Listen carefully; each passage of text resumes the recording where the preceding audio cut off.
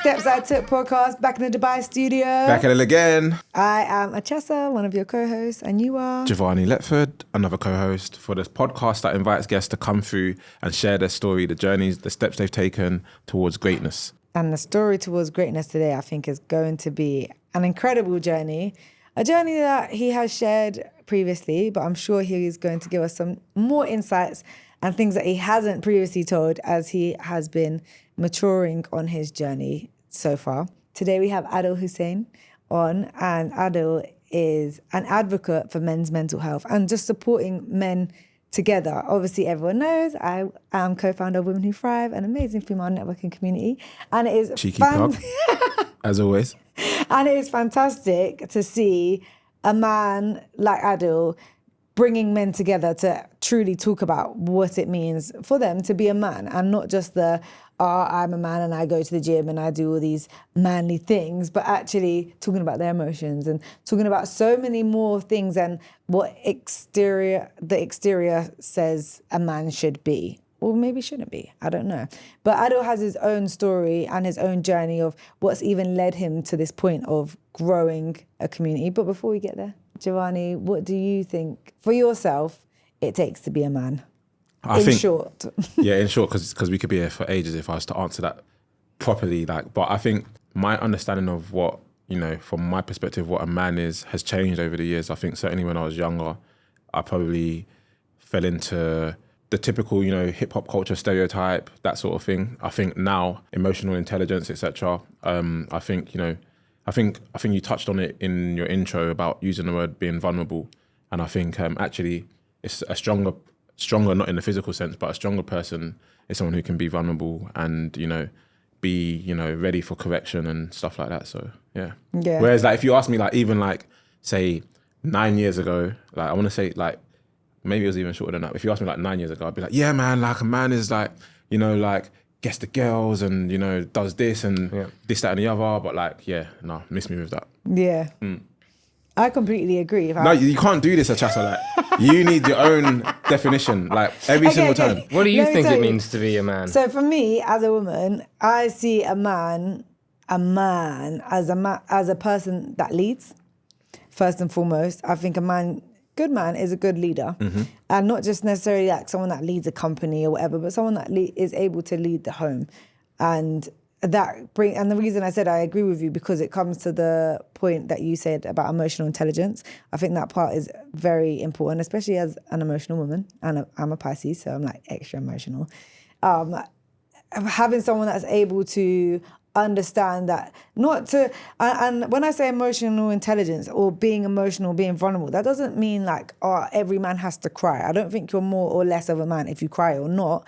It's more being in tune with what you feel, and also having that empathetic side of you that understands not just what a woman goes through, but what other people are going through in this life as a journey. So to be able to lead with empathy and emotional intelligence, and also being sure of themselves. And I know that I feel like it's a little bit unfair for me to say that being a man means you're sure of yourself, because it's a whole that's a whole thing to unpack in itself. But in the same breath, how can you lead me or anyone if you're not sure of who you are?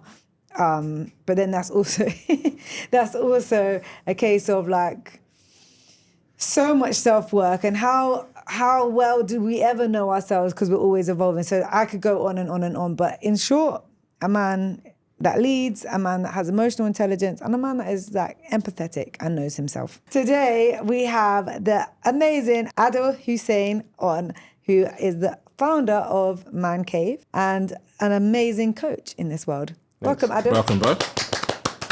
Good to have you here, man. Finally on the damn show. Yeah. When am I going to get invited on? When she said me yesterday, I was like, am I dreaming? It's been a long time coming, man. The Steps I Took podcast, I'm excited. Yeah. Good, I'm glad. Honestly, it's been a long time coming. I really wanted to come on. There are many podcasts that I really want to go on. It's just because it's you. But I just feel like you're having good conversations. And it's a beautiful setting. So I like just being somewhere that looks a bit different and not the usual two-seater podcast, across a wooden table, same backlighting, all that kind of stuff. So it feels nice that we're somewhere a bit special too. Yeah, nice. I'm glad. We have a tradition on the pod.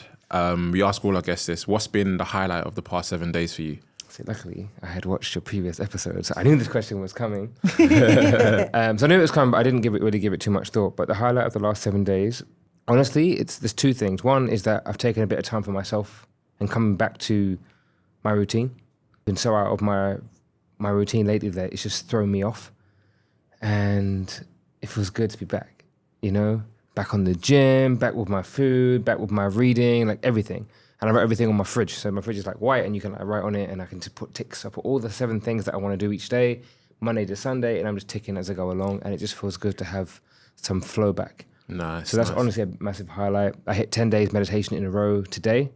So that's been a highlight really for me as well, was getting back into that. Because I feel like every day I'm just doing everything for everyone else. And I'd forgotten to take 10 minutes for myself in the morning. What does meditation look like to you? Just sitting in silence. I don't know. I'm not trying to overthink it. If my brain's going crazy and thinking about all kinds of thoughts, it's fine. At least I'm just taking a moment just to sit even with those thoughts. And it's nice because I just get that clarity. And when my mind is still and there might be thoughts going through my mind, I'm like, oh, I didn't realize I was really thinking about that much. And it's only when I can close my eyes and sit that I can just, I don't know, I can just have that clarity. Quite a lot of events going on. And it just feels great to execute some of those. And one of them was that we've got a collaboration with one of the gyms here. And it just feels really, really good to have that locked in the diary every week now. It's part of the ManCave Project, like calendar is there. And it's just, that's a nice milestone for us to finally have that. That is really good. Yeah. Congratulations. Thank you. It's nice to hear about it. Also, I have genuinely always wondered when it comes to meditation, like, obviously I've started meditating now, thanks to Adil, who's been posting every day his streak. So I was like, all right, let me try this. I can't lie, I'm only on day 4, but I was like, I was doing 5 minutes. I was thinking, I don't want to do this. I was getting irritated. Like, it's only 5 minutes. I was like, this is so irritating. And I'm doing guided ones. But I always wonder, like, when you're doing a silent one, what should you actually be doing? Am I supposed to be focusing on my breath or whatever? Yeah. So it's actually insightful for me to know that you just let yourself be for 10 minutes. I think there's so many people that have different views of what meditation should be. Well, I'm not at that level where I can go into a different universe and connect with my third eye. And I'm not there. I'm just trying to sit in silence. Think about what meditation is for you. What do you want from it? When I feel calm? Cool, then just sit there and breathe. And if ever I drift off, I just come back to my breath. Honestly, 10 minutes goes like that. It's crazy. And that for me is such a beautiful feeling. But yeah, don't overthink it. Just sit and breathe. I would actually recommend that you move away from guided. Interested. Because your brain's always going. Yeah. You're always intaking information. When do you actually sit with the silence of your mind? Because when I think of like meditating, and I think, obviously, like you said, there's different forms of meditating, you know, and even me, when you just said that whole sitting in silence, I in my mind just then I just try to switch off just for like a split 30 second, 1,000 thoughts going through my head. Yeah. And I'm like, oh, like, did I feed my dog before I left? You know, like it's just random. So yeah, I think it's something I need to do again. I used to meditate back in the day, whether that was like, because some people see like prayer as a form of meditation as well and stuff. And so I used to pray a lot, but definitely like seeing your facial expressions as it's almost like you felt like a sense of relief. Yeah. Having got back to meditation and stuff. So it's the routine. It's knowing that I'm doing certain things every single day that benefit me. You know, I'm not trying to read because I want to learn something. I'm just knowing that it'd be good for me to take some time out, and in a year's time or even 6 months time, I know I'll be better off for it. And that's the thing that, you know, what I can speak for myself. I'm doing too much. I'm doing too much, and a lot of it is external in, and I'm trying to be more internal out. You strike me as someone that's very aware. Has it always been like that for you? No, going through my 20s, even my teenage years, I was just an average guy. You know, I was out partying, drinking, girls. That was all the usual stuff, I would say, growing up in Southeast London. What about before that stage? Because it wasn't always even the out girls. I was very studious. My dad's Pakistani, my mum's Indian, and they're all about be smart. You know, I was always being compared to my best friend who was Chinese. I was like the worst person to be compared to as a kid, because he was at school 7 days a week. Yeah. You know? So whenever I come home with like a grade, they're like, okay, cool, what did Wyson get? I'm like, man, I was the third smartest in my school. So when it came to GCSEs, I was like top 3. Still not good enough. Might be not number 1. But I was a good kid. I went to a boys' school in my secondary years. very, very smart, but very shy, very insecure. I was a chubby kid. Yeah, I didn't love myself. Was your brother held to the same standard as you in the home? My brother's from my dad's first marriage. So we didn't really see each other. Okay. It was only as I got older that we kind of hung out because we had 7 years gap. So I was just the geeky little brother, you know? So he didn't really, I always looked up to him. I was like, oh my God, I got a big brother. And he was really cool, you know? What was that like growing up in, you know, you said like Pakistani Indian, because, you know, like if you take the context of what that means, you know, like obviously, you know, not to get too political on this and stuff, how did you kind of like have any, I don't want to say issues, but like, what did you identify yourself as? Did you? Listen, I did a whole podcast once on identity, and it was actually with Tess. I had a session with Tess, and I walked into the therapy session, and she was like, "How do you want me to say your name?" I was like, "Adil was fine." She goes, "Is that what your parents call you?" I said, "No, they call me Adil." She's like, "Cool. So why do I call you Adil then?" And it became a whole hour-long therapy session on my name and my heritage and my identity. I'm like, I went home just crying. It was mad. Who knew that there was so much to unpack when it to do with my name? So my mum's Indian Hindu, and my dad's Pakistani Muslim. So I was raised as a Muslim, but never really taught how to be Muslim. Just that's what you are. Southeast London was pretty white at the time, and school was kind of mixed. But yeah, I was bullied for being brown. But I didn't grow up learning my kind of native tongue, because my parents decided to teach us just English because they didn't want us to have accents. So I didn't learn how to speak Urdu, Punjabi, Hindi or nothing. So I could only speak English. So that's already a detachment from my cultural roots. And then, so at school, I'm speaking English like a white person, but I'm bullied by them. And I'm not accepted by the brown kids because I can't connect to the culture. So I'm kind of bullied by everyone, you know? So growing up, I just felt like I just wished I was black or wished I was white. That was it. Never really knew where I belonged, who I was. And that was a really big part, actually, of just why I wasn't very happy growing up. I couldn't speak to my family. We were also detached from my grandparents because they disowned my parents for being together. They had to run away from East London all the way to South East London. But they were estranged from their parents, which means I grew up with no grandparents, and usually grandparents are a very strong cultural anchor. So we didn't have that at all. So whereas my other parts of the family, like my older brother, older sister, everyone else had a good connection with like my grandparents, I didn't until much, much later. I loved them all and we got on really well in the end, but it had some damage, you know? But it was tough. And I only really understood how tough it was looking back, like now. Yeah. At the time, you just keep going through it. It's life. Yeah, it's just like life. Obviously, you touched on then the later years as a teenager, discovering girls, I guess, alcohol, fun times. How did you transition as a kid from being like feeling isolated, feeling bullied, to now this loud person, having fun, being the joker of the group and all of that kind of thing? So my dad left my mum when I was 17. My sister, 6 years younger than me, she's the complete opposite. Super fun, super confident, bubbly.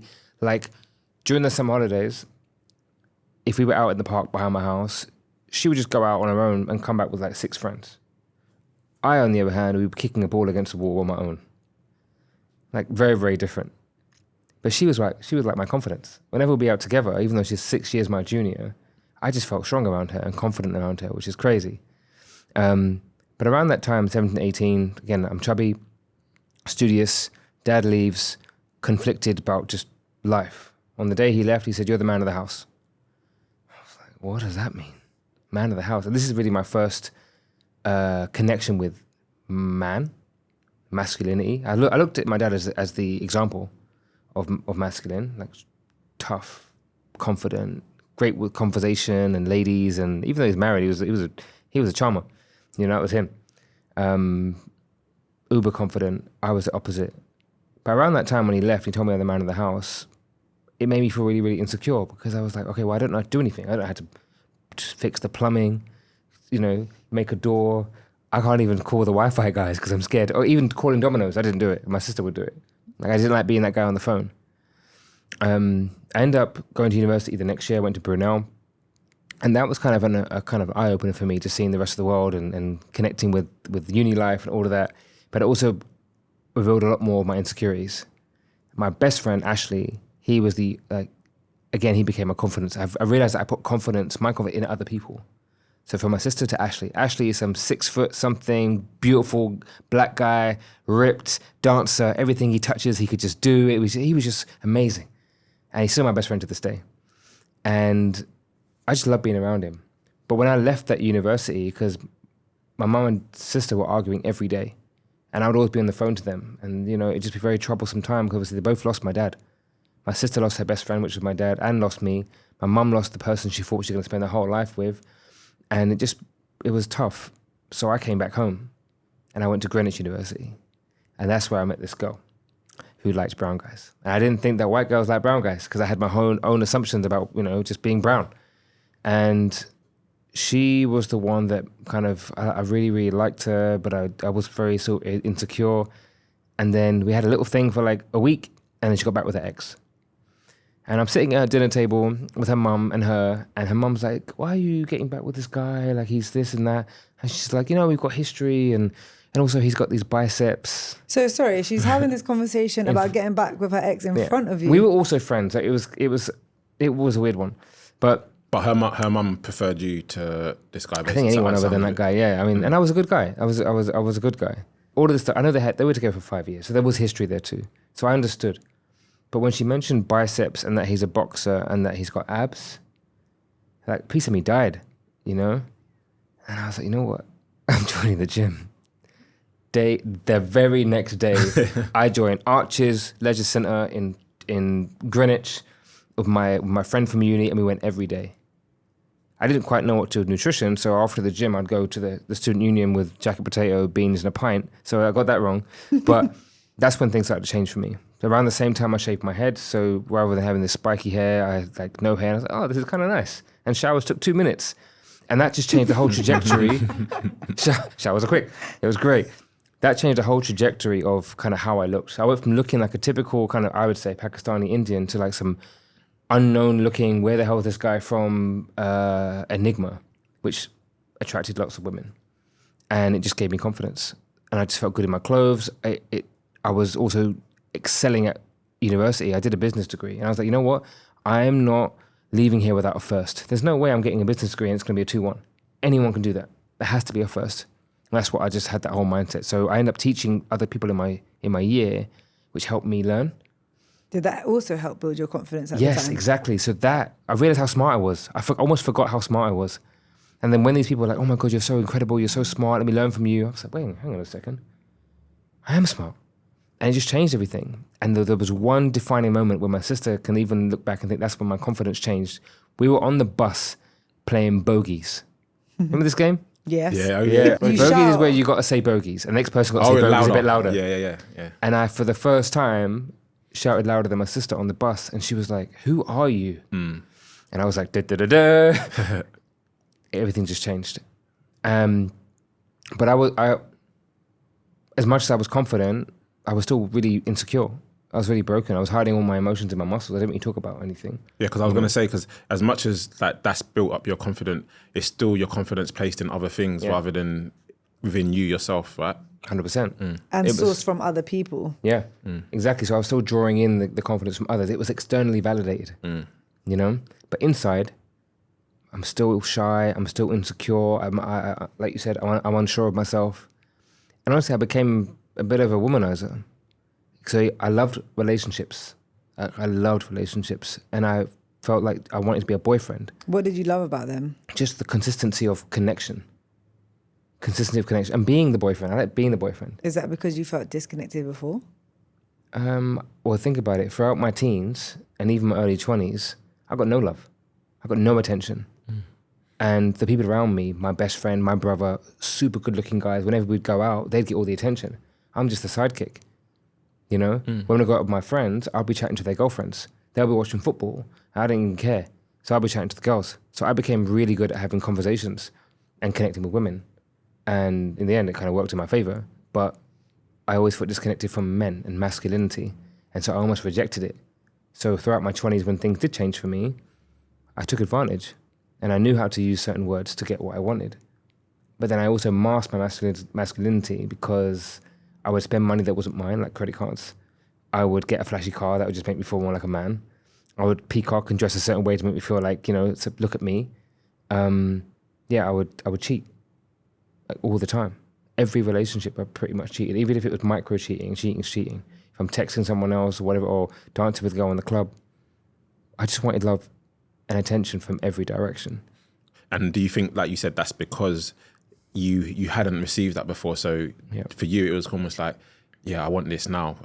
This is my validation now. It's my time. It is my time. That's exactly how I felt. But I couldn't make that connection at the time. And there was another added layer, which is related to my mum, which I didn't also understand until 5.5 years ago when I got kicked out of my family home by my mum. And I realized upon my girlfriend finding out that I cheated on her, mum kicking me out of the home, my sister also being upset with me that I went through like a breakdown. Why did your mum kick you out? I exposed something about her to her brother because I was just sick of it now, like just the way that she's being, and he didn't believe me. So I recorded her just behaving terribly and sent it to him.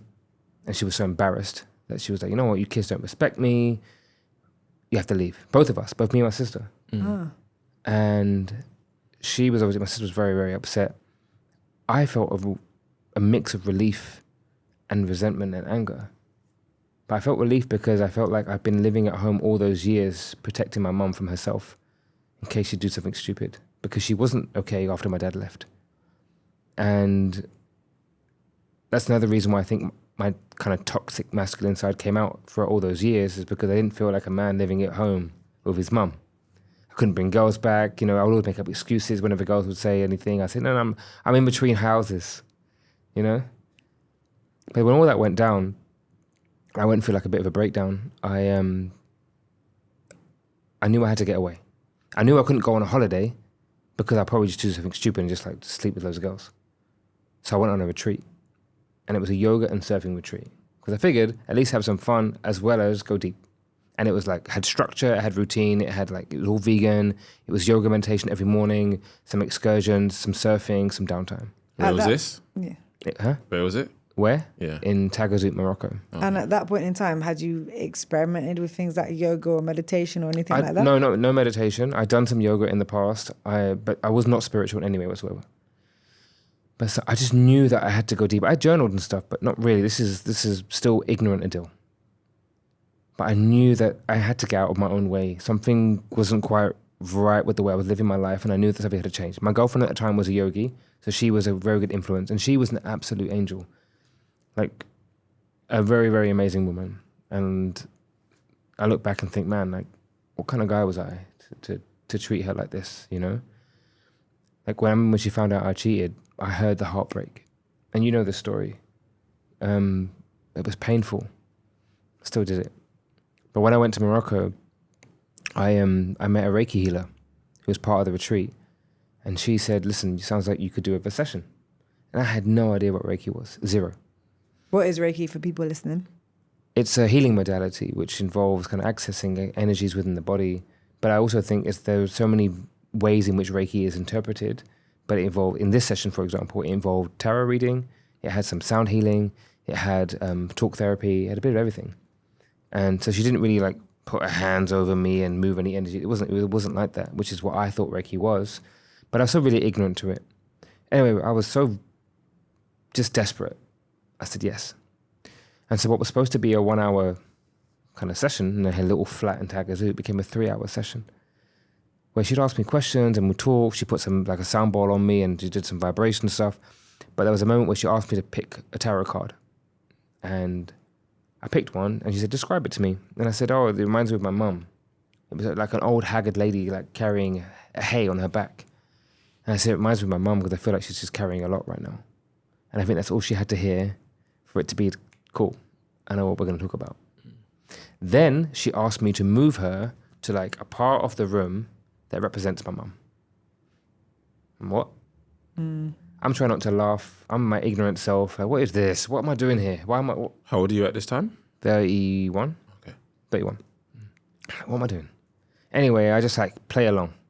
I move her to a section of the room just where I felt like stopping her. She falls to the floor and starts crying. The healer lady? Yeah. I'm like, what did I just do? I'm alone in this lady's flat. There's no one else here. She just starts crying. She said, I'm okay. She said, I want you to talk to me as if I'm your mum. I later find out this is called a family constellation. I only found that out last year. Imagine.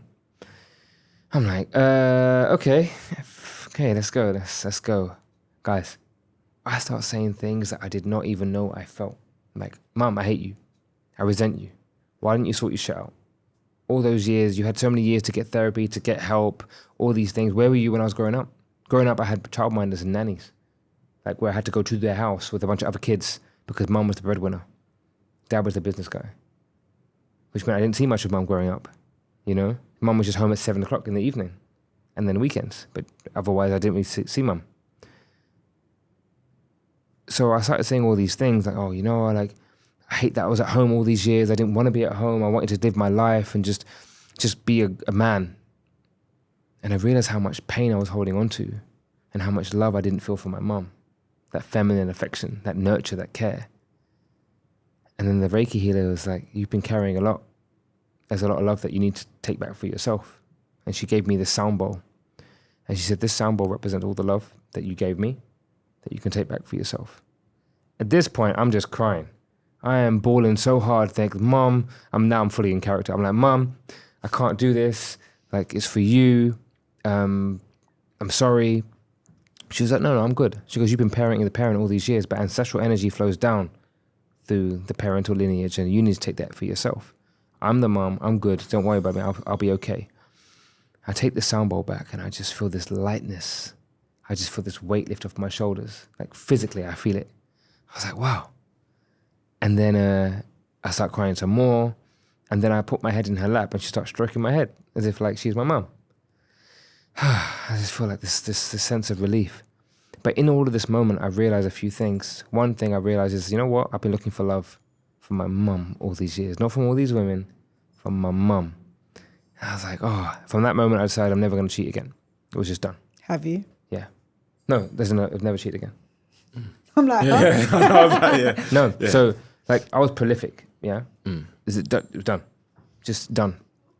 So for you, it was that moment that. I didn't need to kind of undo it, understand it more. It was like I understand where this has come from. I made a commitment to myself. Let's be done with this now. It's okay.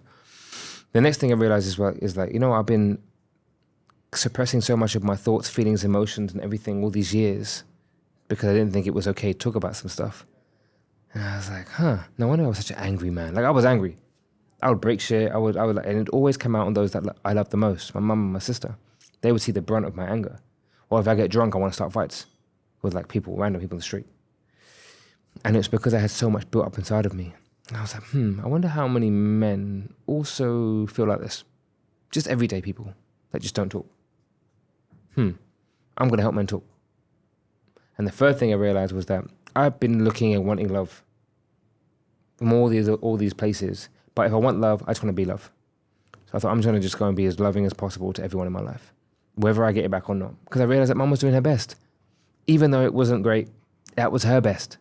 And I can look for how she's giving me love. Like she was, for example, she likes to cook. That's Mum's love language. Maybe also she working so hard to provide. Look, she kept the lights on. Even though she was depressed and going through some crazy stuff. The mortgage was paid, food was on the table. Okay, maybe since we had to cook, but she kept things moving. Even in that state. So it just shifted so many things for me. I left Morocco. I went home. I didn't talk to Mum for 6 months. I broke up with my girlfriend. I started working with a therapist. I started working with a masculinity coach, and I joined the men's circle. I wasn't ready to talk to my mum about all this stuff. I was still going through pain. It wasn't like I had healed overnight in Morocco. I knew that I had to just retreat. And you had to do the work. Do the work. Go into my cave. I started reading. I read Way of the Superior Man by David Data, King, Warrior, Love, and Magician by Robert Moore, working with the men's coach on understanding my masculinity, my journey with that, and all the kind of the shadow. It's called shadow work. Started looking at my shadows, bringing it to surface, and then sitting with men every Wednesday evening online and just in the men's circle and talking about this stuff. And it was the best thing I ever did. And that's when I realized that I want to run men's groups because we just need someone to chat to. And that was the beginning of all of this. So what was the, there's 2 points, there's 2 directions. And I think before we go to, talking about what you're doing in Dubai with the brotherhood and stuff, how was that process, that experience when you finally did speak to your mum? Yeah, so it was a 4-hour conversation. Wow. that went all the ups and downs. Like, it takes a level of understanding and awareness to even have that, to receive that kind of conversation. And, you know, I'm still learning. I still got triggered. We triggered each other. There was moments of like, we were both crying and understanding. And then it was like, oh, you think I'm a bad mum? And so it went all the way through that. And by the time I got to the end of that, it was more like, it was just, we have to just hug it out here and just know that this will still be a journey. But I had to say everything. Like, I told her the whole story of what happened in Morocco, my whole life, all of it. And it was just hard for mum to hear. It's interesting, actually, isn't it? Like, all family dynamics they all have their own. Even myself, like, obviously we all had our own issues with family, but for me personally, I wrote my mum a whole letter. It was when I moved to Dubai, and I was just called her or messaged her, said, Mum, I'm sending you a letter. Don't know how you're going to take it. And she sent me one back. We're never, ever going to understand each other's point of view, because at the end of the day, everyone's always going to do their best. Yeah. And you can always say, like, well, if it was me, and hindsight is the best thing, but it's not you in their shoes, it's them in their shoes. And if you can ever put yourself, actually embody someone else in their shoes, you have a completely different perspective. 100%. So, like, for me, it was more like, I guess we kind of also had to get to the same stage of where okay, that's your perspective, this is mine. Now I'm glad that we have an understanding of each other better, and that kind of enabled us to move forward and have a much better relationship. Yeah. I realized with mum, I had to be the love. If I didn't get hugs and kisses, I had to go forward and give hugs and kisses. You know, I had to just see where she shows me love rather than just expecting it to be a certain way. Like, one thing, even a few years ago, it really got me. And it was the final thing I had to get over, was that whenever I go home, it's like I'm just like chauffeur. You know, it would never be like, oh, you're back. Yes, okay, let's go. I want to take you here. Let's go for dinner. Let's do this. Nothing. If I wasn't proactive, nothing would happen. It got so frustrating. And one day I was like, Mum, aren't you excited that I'm home? Because my inner child is still like there, right? Mum, look at, you know. And she goes, yeah, of course I am. I goes, don't you want to do anything together? She goes, yeah, we need to go to IKEA. You know, we've got to do this. And let's go, take me to go see your grandparents. I was like, yeah, but what about just spending quality time together? She was like, well, like what? And at that point I realized, and I let it out. I was like, Mum, like, I'd love it if you just said to me, let's go for dinner. Like, I can do the rest. But if you just said it and said, let's go for dinner on Tuesday night, I would plan it, book it, do the lot, take you there, I'll do everything. But I just want to know that you are in some way proactive about how we spend time together. And then for like a week she did it, and it was quite cute. Again, it was another thing for me to realize that I need to keep going. If I want to experience the love, I've got to be the love. And we have a good time when we do it. So if I lean in, we all have fun. If I don't, no one enjoys. But is it a case of that she's just not used to doing those things in general? Yeah, but I also think that we have a level of self-awareness that we can learn and grow. So that's the bit that gets frustrating.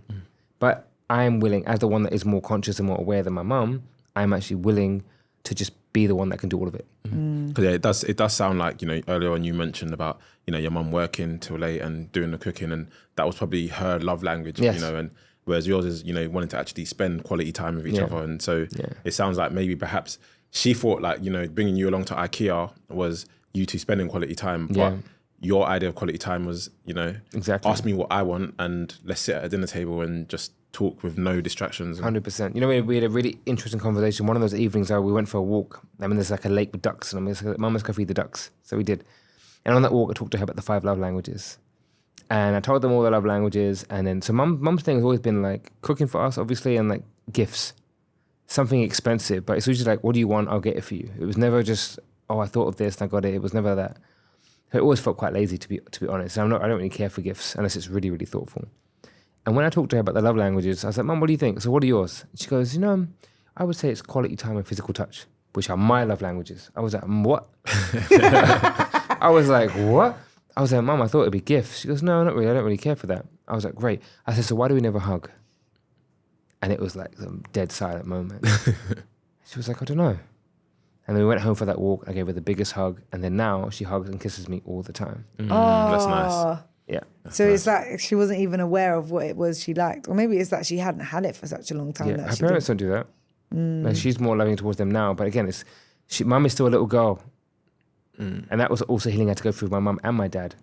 So during COVID, I took my dad on like a 5K walk every day because we both got put on furlough. And we'd always butt heads. before that, he'd always try and give me advice. I'm like, oh, Dad, what do you know? You make up stories, and Dad's just Dad. And like if I'm telling him something, say for example, I say to my dad, "Oh, I'm going to Dubai." He goes, "Yeah, I went to Dubai like years ago." Yeah, there's no point, or we have some kind of story. I'm like, "Did you just make that up?" He said, "No." Or if I don't know, I bought the matcha thing. He goes, "Oh, matcha, what do you know about matcha? I drank it 10 years ago." And it was like, nah, it's full of shit. He'd make up some stories, but he always has to give me advice. Anyway, I thought, let me just understand my dad. I took him on a 5K walk, and I took it as therapy time. And I was like, let me just understand who this man is. So for 30 days straight, 5K walk every single morning, Charlton Park. And I just asked him, I just quizzed him about his life when he was younger. And I was like, damn, this guy's life should be worse. Like, he should be more messed up. He should be even crazier.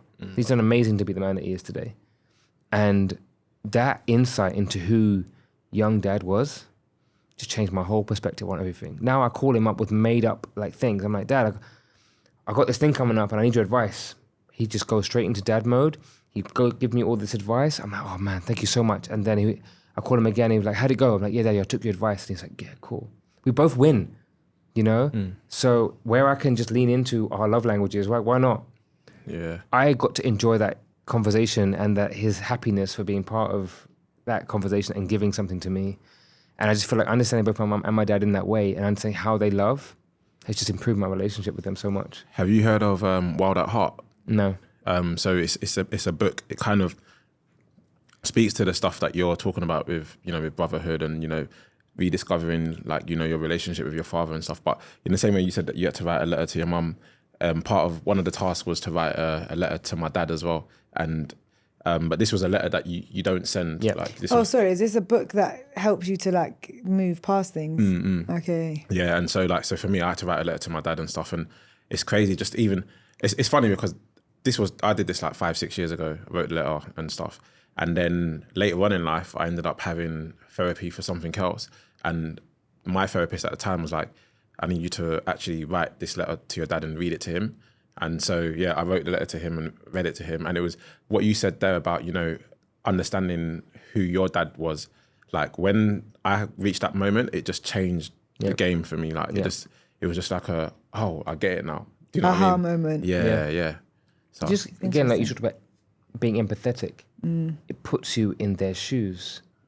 Like the other day, I was driving and I was thinking about, I'm 37 years old. My dad at 37 was running a house. He had already had a previous family, plus he had a new family now with me and my sister, and he running a business. I called him, I said, Dad, how did you do it, man? I said, well done. And I just said, thank you so much, and he was like, he can't take compliments, he didn't know what to do with it, but but it's nice that you did it anyway. Yeah, I said a whole level of appreciation because I'm 37 just running me. I'm about to obviously get married next month. Congratulations. Woo! Thank you. Showing that love. Yeah. Spreading that love. And I was like, wow, I'm doing it now only. And they were doing so much at that age, so yeah. Do you think the same as well? Because I do as well. I think when I think of my parents, my mum had me when she was 20, 21. Yeah. And I'm 35 now. So it's the thought of me as a 21-year-old having a kid, when I think of how I was at 21 years of age, and I think if I was to bring someone into this world, I'm a different person from 21 to 25 to 30 to 35. I'm different 5 years from 30 now than I was 5 years ago. So it's actually mad, but I do think that times have changed as well, right? Yes. We're not really now being brought up in a way that is equipping us for life. I mean, even I called my mum and I said, Mum, you didn't get me ready for this adulthood thing. I don't understand. Her response is, well, imagine doing it with 2 kids. Woman, this is not a competition. I'm reaching out because I'm stuck and I need help. Yeah. But I'm interested to know then. So obviously you got to a point of understanding with your parents, and I can only assume that that's a happy place to be, right? Where you understand them, which also helps you understand yourself better, releases a lot of emotions that you were holding on to, a lot of anger as well. So then why at that point, when the family life that you've longed for to have this peace, why is it at that point you then are like, okay, I'm going to move to another country now? Right, it wasn't like that. But that year that all of this was happening, I'm still processing a lot of stuff. That was in the same year that I came out of that breakup, speaking to mum, doing my therapy, working with my dad. COVID happened around that same time, or just shortly after. But I started talking to some girl from Dubai. So that's what made you come out to the sandpit. You know what's crazy is that actually, before I even talked to her, I had written in my journal four or five cities that I thought about living in.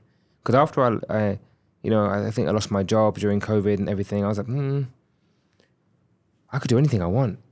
And so I wrote down Amsterdam, Barcelona, I think I wrote Lisbon, Zurich, and Dubai. Just left it there in one of my journaling sessions. And there was this woman that I was following on Instagram for like 3 years before. She was just really cool. There's a PT out here, calisthenics, like things that I was into. And then one day we just got talking in DMs. I was like, she had like 30K followers. And my view back then was that if you got 30K followers, you got 30,000 DMs. So I thought no one's gonna be responding to me. And we just got talking. And then we just started kind of talking to each other. Then I came to Dubai just to see her. And then the day that I left Dubai went into lockdown. And so we just started kind of having a long distance, meeting up in different countries around the world, that wherever we could get into. I traveled more in COVID than I did in my whole life, I swear. And then by the time kind of COVID was finishing, we got to like November 2020 or October, and she was like, "What are you doing? You coming or what?" I was like, "Okay." I couldn't tell my family that I'm coming for a girl, but so I told them I'm going to go get a job. And did you have a job before you moved? No, I just came. I had some money because the job that let me go paid me to leave. And what's crazy about that, going back to meditation, is, guys, I was so connected to myself during that time. I was meditating every single day during the pandemic and everything. I'm connected with my dad, connected with my mum. I'm meditating. I was on point. I was doing calisthenics workout at home. I loved COVID. It was the best time, you know? I wanted to leave my job. One time, and I was going to give my notice. I was ready to give my notice in. The meditation one day told me, "Don't give your notice."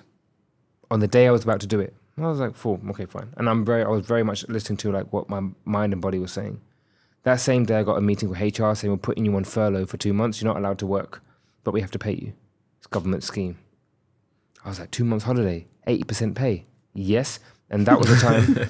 And that was the time where I could both, because my dad got put on furlough and I got put on furlough, so we were able to repair our relationship. It was brilliant. Then 2 months coming to an end, I'm like, cool, better give my notice in.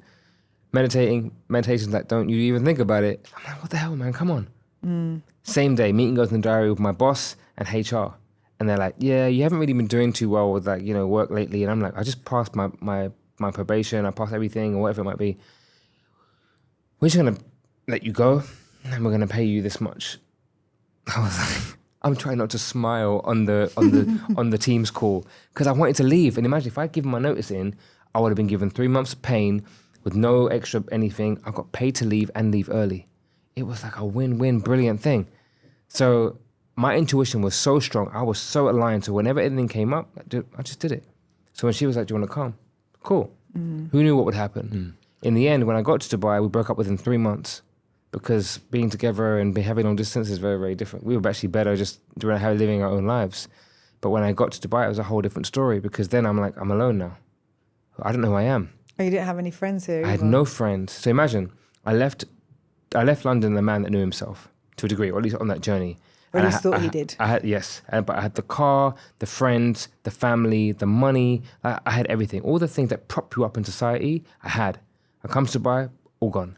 Within like a good 3 to 6 months, I lost all my money. I had no friends, no family, no home. I had nothing. I had to sell my crypto. I had to sell my shares just to survive. And I wasn't exactly splurging. I was just surviving. How did you feel at this point? Broken. I was a shell of myself. I didn't know what to do. I'm trying to start, it's not just a man brotherhood thing. I'm trying to make it as a coach and just I don't know, get myself out there. Were you working another job at the time? No, I had no job because I thought that I want to just start this. I want to make it work, but I didn't know how it was. I didn't know what to do, and on top of that, I'm alone and lonely, And then COVID, I think round 2 happened. I couldn't even go anywhere. At the same damn time, my mum is in a really, really bad way, and she's dying, like actual dying. My grandmother has cancer, also dying. We can't fly. I can't even afford to fly. We can't go nowhere. I don't know what the hell to do. My sister's calling me saying, you should be home. Why are you not here? I shouldn't be the one to be dealing with mum. It should be you. So I feel like I'm not a man. What kind of son am I? I've got no money. I've got nothing. How am I 32 years old and I can't even provide for my family? I can't even get on a flight. I can't do anything. I just felt worthless. And it was the hardest time. Like, it was, I can't even describe how I felt. It was just a really, really hard time for me. Mm-hmm. In the end, I had to get help from my uncle, who said, listen, I'm going to send you the money just to get home. I got stuck in a quarantine hotel. And I was so anti-system at the time, man. I was so frustrated. I was arguing with security, everything. Eventually managed to get home and sort a few things out. And luckily managed to save mum. But my grandmother passed away while I was away. Couldn't even really properly mourn her. And then when I got home, my dad was pissed at me because I wasn't home when she passed away. And he thinks I'm in Dubai having the time of my life because he thinks that's what everyone thinks what Dubai is, right? It's the land where everyone's got gold and everything and drives Lamborghinis. And at that point, I also broke down in front of my dad because I was like, you have no idea what I've been going through. And it was at that moment where I realized that he'd never get it. And I released myself of trying to make my dad proud. And there's a book called The Way of the Superior Man by David Dada. And chapter 3 says, live as if your father was dead. And it was at that moment where I realized what that meant. Stop trying to make him happy. Go do your thing. Go be a man by yourself. And it was so liberating. I had my cry. I bawled like a baby. But then I felt light.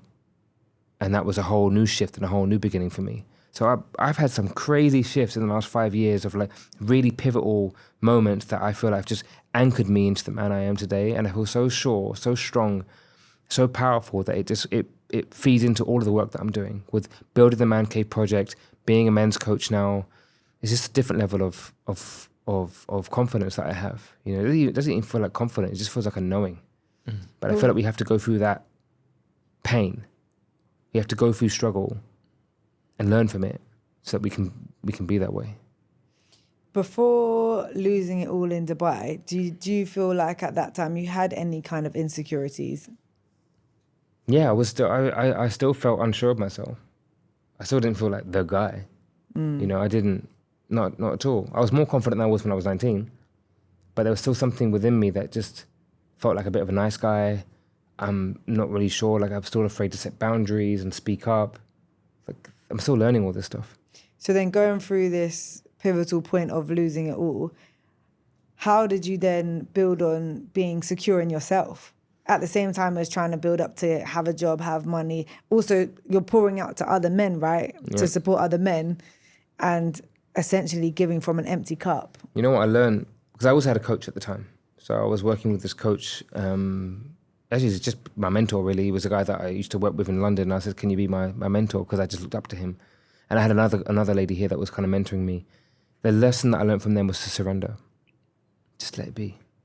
And that gave me a whole of... when I had no money, when I realized that I couldn't even get a taxi home from one of my own events one time. I was doing it with Fosca. We had a dating and painting event. And I didn't have the money to get the taxi back. But when I could just be in that space and not care, just knowing that, we'll see what happens, that was freedom. And that's what kind of gave me the strength, because I just didn't... I knew what it felt like to have nothing. So whatever will go from there is going to be better. And the two things that kept me going. One, this is going to make a great story someday. And two, if I go back home, I'm going to feel like an absolute failure. And there is no way I'm going home. Back to what? A government job? I used to work for the government. Come on. Yes, stable, but 40 grand a year, what's that going to do? Something not really fulfilling. So those things kept me going. I remember one day I even told a girl that night, I've got no money in my account. And guess what happened? 1,000 dirham dropped into my account that same evening from a client of mine that forgot to pay me. Mm-hmm. I was like, great. Let the life, you know? And those things have been happening. Whenever I'm trying to hold on and oh my God, I'm panicking, nothing comes. Whenever I'm like, you know what, God, thank you, do your thing, I'm good. Everything changes. Sounds like whenever you confront something, that's when, head on, that's when you deal with it rather than... 100%. One of my favorite phrases is feel the fear and do it anyway. Be afraid. So do it afraid. 2 years ago, was it last year on my birthday, I spoke at the Sharjah Entrepreneur Festival. I was invited to speak as a keynote speaker. Now, this is the event where Stephen Bartlett is speaking. When I was asked to speak, I almost said no. But the one thing that got me going was that you're going to regret this if you do not do it. Why were you going to say no? I was so afraid. It's the biggest audience I've ever would have spoken in front of. Public speaking is relatively new. It's only really been in Dubai. I can look back at things I've done in the past where my legs are shaking, my hands are shaking, I forget what I'm going to say, like everything.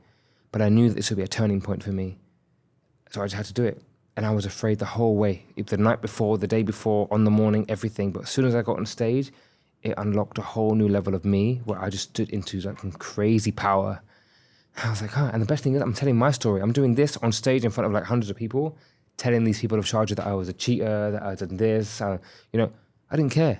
I just owned my truth. And now going back to what it means to be a man that owns his truth.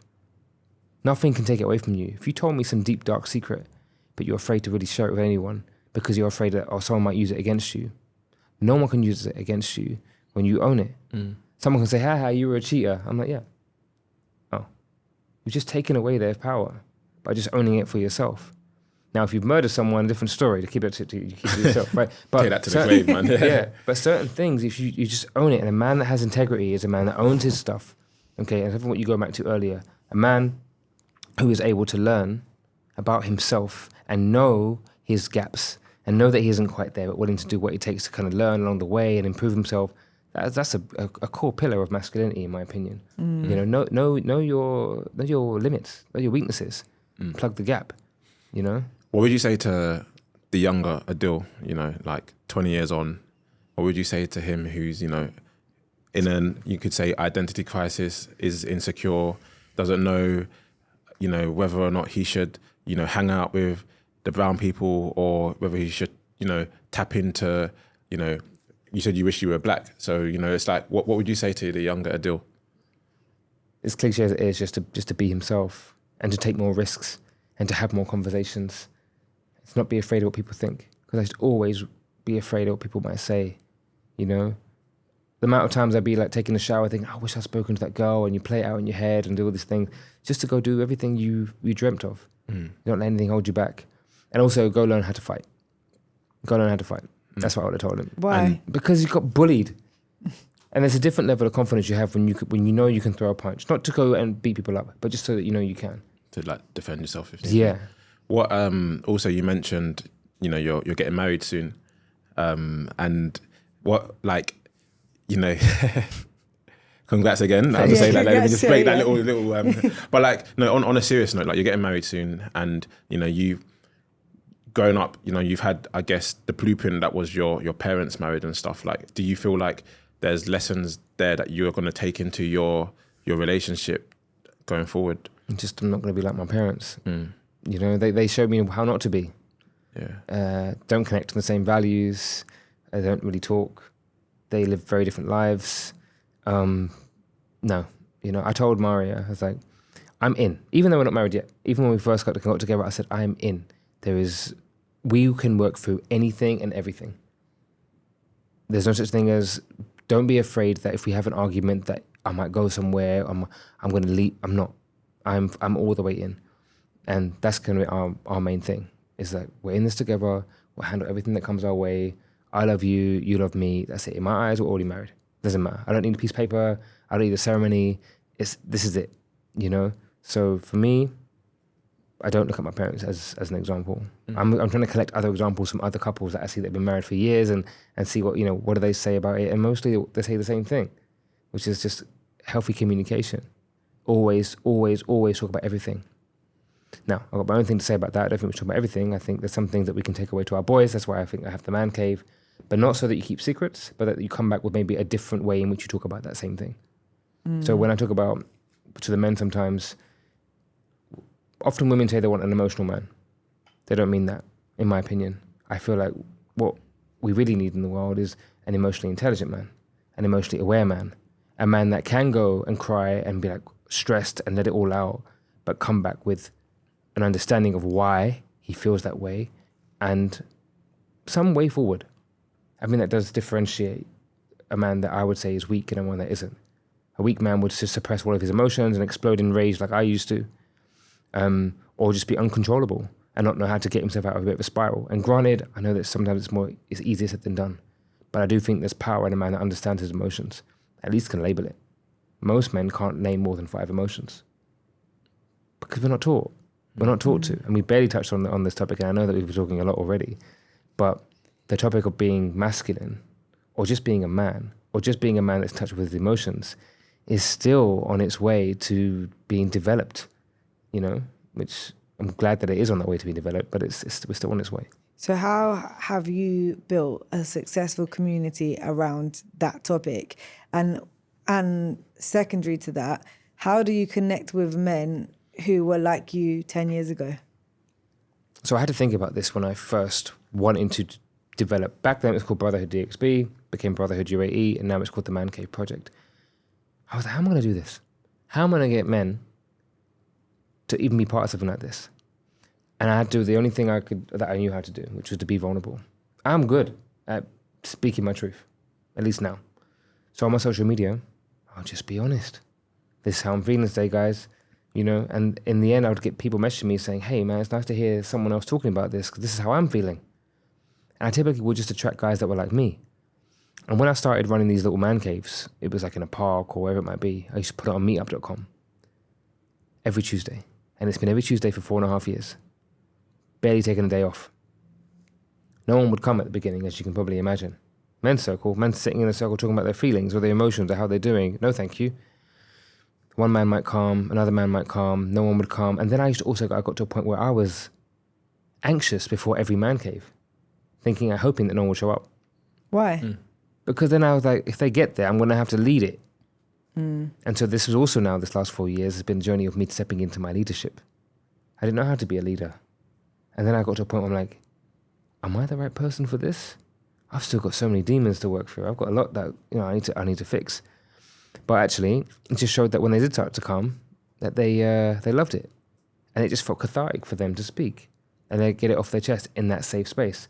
And the safety come from me being vulnerable first. When they realize that they can open up and there's no judgment. It's funny because you said you don't know how to lead. But actually, from the start, you've led by example, which is what's brought people in. So you had an idea, at least, and you just went with it. I look back sometimes and think, why did I do all this? Like, to proactively do something like that. I still wonder. The other day I was saying to the men, I was like, guys, I can't stop now. And that sometimes becomes overwhelming because I've got 100 men looking at me. And that can feel like a lot. What do you say to, like, let's say you've put a call out to men to come to your next meeting and someone new comes and they're like, look, like, I'm not, you mentioned the words emotions and, I can only name 3 emotions. Like I'm struggling to communicate with my children and with my partner. Like, how do I get over this? What would you say to them? I always say that the man cave is a playground. It's a place to test everything. And so if you come to a man cave, just come and listen. Just come and observe. And you'll see your story in everyone else. And when that man's sharing and that man's sharing and that man's sharing, you'll realize that, I can resonate. And that alone, same as reading books, right? You learn new words as you read. By being around other men that are speaking up, you'll learn more about yourself. So I always tell the guys, you don't need to come and speak if you don't want to, but just come and listen and hold space, as we say, for the other guy. Because whenever a man does come and say, Adil, I'm not going to speak, I just wanted to see what it's about. I'm like, cool, don't worry about it. You do your thing. Just say your name, introduce yourself. By the time it gets to him, he can't wait to speak because he's like, yo, we doing this? This what happens here? I get to speak and there's no repercussion. If I had a problem with you, if I tell you how I feel, you're going to have something to say. But if I have a problem with you and I'm telling the man cave, I can just let it out without any rebuttal, anything back. And that is freeing. It isn't because, actually it might be because I'm afraid to hear what you got to say, but it just means that maybe I want a place where I can let it out without having to hear anything back. And then is it a thing where the man speaks and then it passes on to the next man, or does someone speak and then does someone feedback? No. So the 3 parts of the man cave. You arrive, there's a bit of a mingle, there's a small breath work or a small meditation that I lead or someone else leads just to bring you to the room. A few breaths. Then we do the check-in. And the check-in, we split everyone off into like groups of 5. 5 minutes each, just to check in how you're doing. We have a format called PIES, physical, intellectual, emotional, spiritual, sexual, social. And that just means check in each of those 6 different areas. Today I'm physically feeling. Today I am feeling emotionally in this, and the other. Intellectually I'm feeling. It just means that you've got a way to structure your thoughts and feelings. You don't have to use all 6, but at least it's a way. It also helps people to get a bit deeper without making it deep. Yes. And avoids you telling a story. You could be like, oh, I went to work today, and like, before you know it, 5 minutes is gone, you said nothing. So it's getting them to get into the body. 5 minutes. Time is done, you're finished, next person. That's it. There's no interaction, nothing about it. Afterward, they might have a little thing to say with each other. Boom, done. Once everyone's done and checked in, then we bring the circles back together. We might have like, depending on the size of the group, 1, 2, or 3 circles where we talk about a topic. And that might be, how's your relationship with your father? And I will have a series of 6, 7 questions that the facilitators will take them through. And it's just an open discussion about fatherhood, about their moms, about money, about what it means to be a man, about what does success mean to you, about anxiety or stress. Every week there's a new theme. And it's just a great way to discuss topics. And I always say my number one rule is, other than it being a safe space and everything, is no philosophy. I don't want to hear about a book that you read on the topic. It's about your thoughts and feelings about it. Your story. What's your relationship like with that? What does success mean to you? Not what you read, not what Stephen Bartlett said, none of this stuff. You. That's how we're going to take away the most from this. If you want to share resources later, you can. Honestly, like, we've talked about everything. And the men love it. They really love it. And it's a beautiful thing because it's a self-regulating community. If it isn't for you, you just leave. You never come back. But those that stay love it. And they all connect and they all communicate and they all love each other and they become friends. And they're meeting up out now without me. They're just making little subgroups. Yeah. And it's so beautiful to see. The number one reason men join ManCave Project is because they're lonely. Dubai's a lonely place. It is. You know, as a grown man, it's hard to make friends. How many men have you got in your community now? We've got about 125 in the community. Fluctuating every week. There's someone new joining, someone leaving. It's okay. But the aim is to install as many man caves around the world as possible, just to get men talking. And then building from there. You know, I believe that if we can help a man speak at least, then we can work on the other stuff too. Fitness is definitely part of that, and health and nutrition, your career, your finance, your money, and then the emotional awareness and intelligence part. And put your 3 pillars together, I think you're well on your way to being a standing member of society as a man. And bringing back chivalry, being a gentleman, all of that stuff. There's a lot of connotations around what it means when they see men gather. Like, it's still like, what's happening behind that door? You know, you got the whole thing around incels and red pill community and like all these things that have been thrown around, toxic masculine. I hate that stuff, but I understand where it comes from, you know? That's why I always say in the group, like, you know, this is a place where, yes, you might have things to say about the women in your life, but we have to maintain integrity at all times. And we really promote like healthy conversation, communication. We don't put anyone down. We always try and lift, bring awareness to different ways of thinking. And that's why I like that I'm the leader of this, because it can easily go the wrong way. You know, and there are some men in the group that obviously they got to learn. And some people think that, oh, if they're a member of the ManCave Project, they must be thinking a certain way. Like, no, they're not all thinking in the healthiest of ways, and that's kind of why they're there. They might not know it, and it might take them a while before they can shift certain narratives that they think and certain ideologies and beliefs. But ultimately, I hope that they will move towards a place where they're more aware. And at least they've started and put themselves in an environment, a healthier environment to what they could be in. Yeah. So everyone has to start somewhere, right? Got to start somewhere. Yeah. I'm proud of it. Like, I'm proud of what I've created. And I want to partner with as many other groups as possible and promote other men to create men's groups. Do you have any kind of success stories you like to hone in on from men that have been in your community? Like, obviously we've heard your journey and it's a very admirable and inspirational journey that you've gone on for yourself and how you've evolved into the man you are today. But do you have any men that you could see yourself from 10 years ago in, who has also like evolved in a way that you have, maybe not to the same degree as you have, because obviously yours is over years, but to a certain degree? 100%. There's a couple of guys that stand out. I'm obviously not going to give their names, but when they joined the community, they just physically, they were soft, they're overweight, they were just a shell of themselves, going through like very difficult time in their relationships, divorces happening, they've been cheated on, like really, really like just horrible stories. And they were just a shell of a man. And then being part of this community and then making the friends that they've made, they've come off medication, they've got themselves fit and active, and they walk differently, talk differently. And it's just beautiful to witness both the physical and the emotional change that these men have gone through, and really stepping into their power as a man. You know, where they're still in the situations, but they're just stronger with it. Even leaving their relationships because they were on their way out anyway, but leaving them stronger and not feeling like, oh, what am I going to do now with my life? Or even thinking of doing something stupid, you know, and harming themselves perhaps. And there's been a few examples like that where I've had men on the edge that have said, thank you so much for this community. And there were some men where I've empowered them to become someone within the community, just taking a leadership role, which has given them a whole new life as well, because it's given them something not to live for, but just something that they're part of, you know, that they're responsible for. They can take ownership of it. They can take ownership. Yeah, like men need purpose. We need to feel like we're working towards something and that we're needed. You know, when a man doesn't feel needed, he just gets lost and distracted, and then he can feel that something's missing. So if you don't know what your purpose is, then at least live on purpose. You know, live with some intention. And I get a lot of my clients ask me, like, I don't know what my purpose is. I'm like, cool. Just every day, just be intentional. So to someone listening right now, where can they tap in with the Man Cave? How can they tap in? The ManCaveProject.com or ManCave Project Official, which is the Instagram handle, or Adil Coaches Men, which is me. They've got 3 channels that you can access. Even if you message it on the website, it'll be me that answers it. It's me that answers everything. And just to come, like, just come to one of the Man Caves. Like, you need to come to the Man Cave. Yeah, I'll pull up, man. Yeah. To be fair, it sounds like something that I think I'd enjoy. You know, I especially kind of like listening to you, you know, speaking about, you know, the whole being vulnerable, because like being completely like honest, like there's very like, you know, small opportunities for me as a man to be vulnerable, you know, in certain spaces, especially doing what I do, which is very public facing and what have you.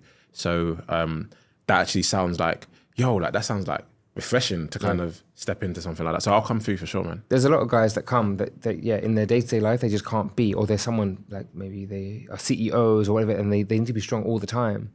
I know that you're not strong when you come to something like this, but at least you can just come as you. You don't have to put on a front or a face or whatever, exactly. any kind of facade. And in that space, you're not there to lead, you're there to be. Yeah, you just be yourself. Like, some of these guys, I still don't know what they do. You know, I don't know what car they drive, what job they have, how much money's in their bank account. We're all just the same. We're just sitting in a circle. And that's the reason why we sit in circles, because when you're in a circle, everyone can see each other. We're all equal. And that's how I like to take it. Yes, I happen to be leading, but I'm no better than any of these men. You know, I just happen to create this group. But any one of us can create a group, as long as you got the right intention. You know, Yeah. I don't see myself as I am a leader by definition, but we're all on this journey. Wow, Adil. I knew you well, but now I know you a hell of a lot better. There we go.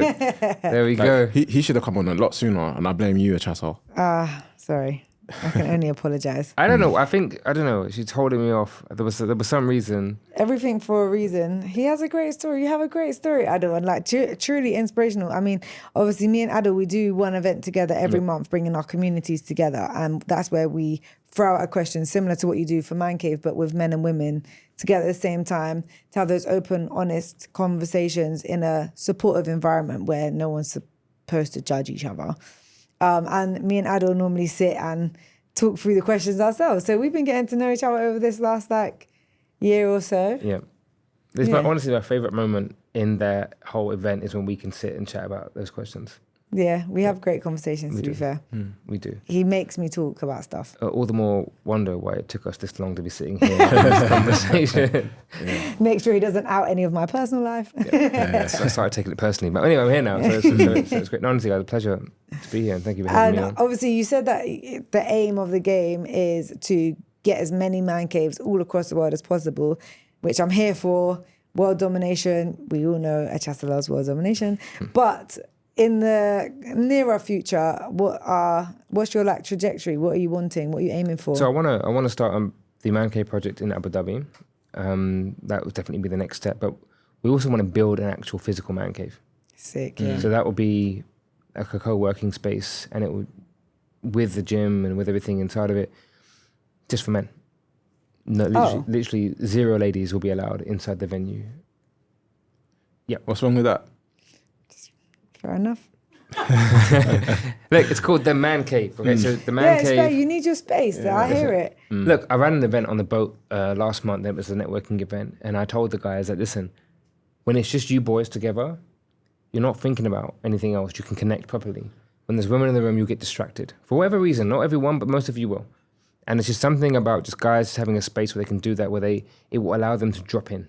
Yeah. You know, not that they don't then go out and connect with other ladies, because we run an event together. So it's important that we do that. And I really fully believe in that.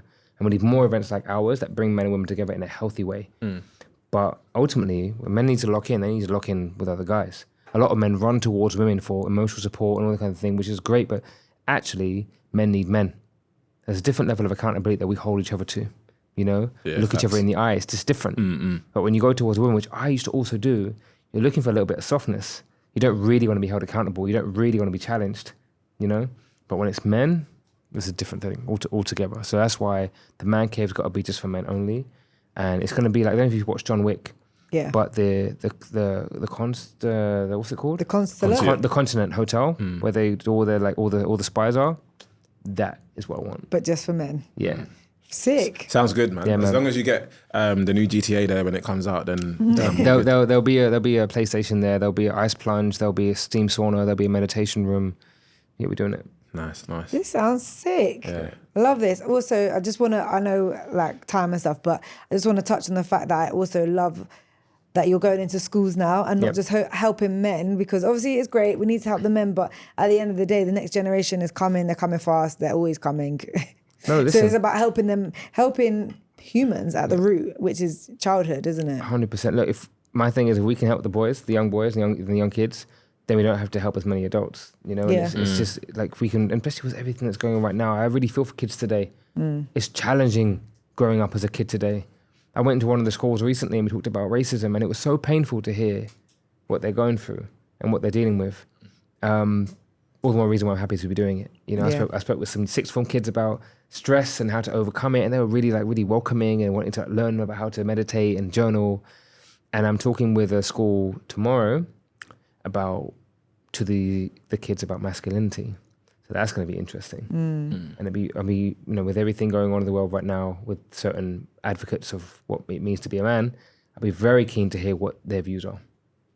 Yeah. Very interesting. Yeah, no, I'm looking forward to like following you and just seeing, you know, how all of your ambitions and goals progress, man. Because Thank you. yeah, it's good stuff that you're doing. So appreciate you for that, man. Thank you very much. Yeah. We as women also appreciate you for this, by the way, helping more men. Yeah, listen, we help the whole world. Yeah. Yeah. So we have a closing tradition on our podcast as well. Okay. And I didn't watch that one. You didn't get to the end, You you didn't see. watch the full podcast? Yeah. Okay, Oops. fair enough. No. The closing tradition question we have on our podcast is, if you could implement one rule or law that everyone in the world had to follow, men and women, what would it be and why? I would actually make it so that meditation was mandatory every single day. Because Why? it would just bring people to a greater sense of depth, clarity, intuition, and calm. Is there an amount of time you think everyone should have to do it for? I think if we can sit for 10 minutes a day, beginning of the day, everyone did it. Before they did anything else. Before they did anything, in that theta state in the morning after you wake up, it would change. I think it would change the world.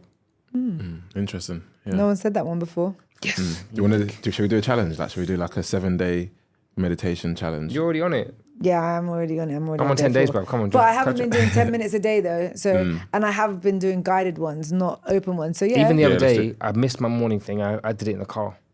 I sat in the car before, because I got to my meeting early. I was like, yes, I just sat for 10 minutes.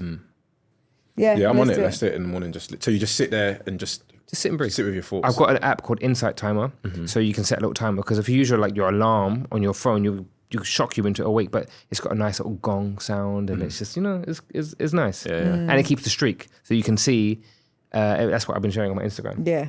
I think I love the streak more than anything else. The streak's important. Yeah. All right, Giovanni, nice. let's do it. Yeah. Let's do it. Done. Let's 7 do days. And then see where we're at. There we go. Yeah. Okay, Sweet. sick. Well, Adil, thanks for coming through, No, man. man, I thank really you. appreciate you, bro. It's been amazing.